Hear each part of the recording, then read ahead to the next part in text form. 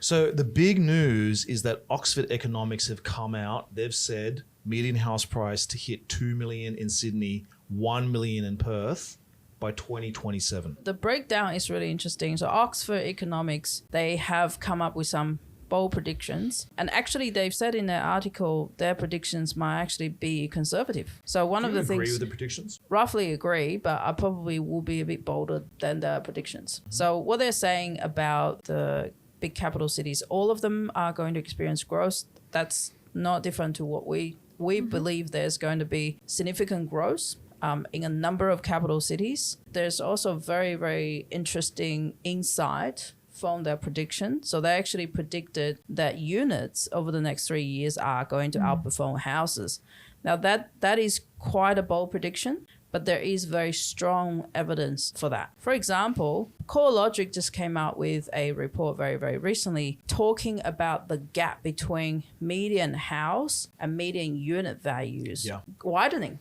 So during prior to COVID, that gap has remained roughly in the range of 15 to 20%. So where houses are commanding roughly a 15 to 20% premium over units.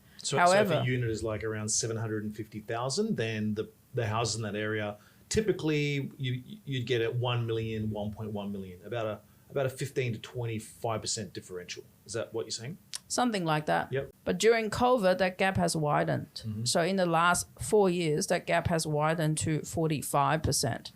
So there's now a huge premium, if you like, attached to buying a house. Yep. Now, that begs the question. The long-term average gap has always been around the 15 to 20% mark. When the gap widens to 45%, it suggests that units now offer much better value as compared to houses. So that's kind of in line with Oxford Economics' prediction that units over the next few years are going to normalize. They're going to come back to where the value of the houses are. And I guess understandably during COVID, people are moving further away. They want more space. So there's more demand for houses, especially houses like outside of capital cities, for example. Now that trend is in some way reversing, not to the full extent, but COVID's finished, people are coming back to the city, and there's now a bigger sort of call for living closer to work, more convenient locations. But there's also another factor, which is just sheer affordability.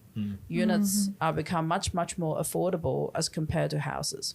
So Liana, something that a lot of people are not really thinking about is in the last 2 to 3 years, we've had a lot of people come in looking for their permanent residency, right?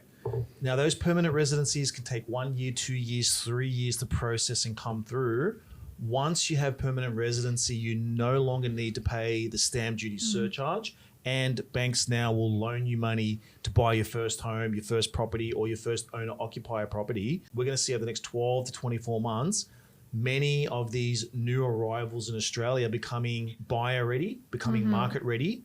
And a lot of them have affordability issues but need to be in the city close to the employment because a lot of their citizenships are tied to their employment. So they don't have the opportunity of moving to different locations. So they've got to be in the cities, in the capital, close to the CBDs, close to the main employment hubs. And typically it's a unit that they can afford, not a house. They don't have the 2 million, 1.5 for a house.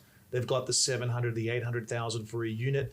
And they're more used to, they've come from China, they've come from India. In a lot of cases, they're actually quite open and used to actually buying an apartment. So I think that demand on units is probably a little bit understated by Oxford. For more videos like this, please click like and subscribe for more information around the property market.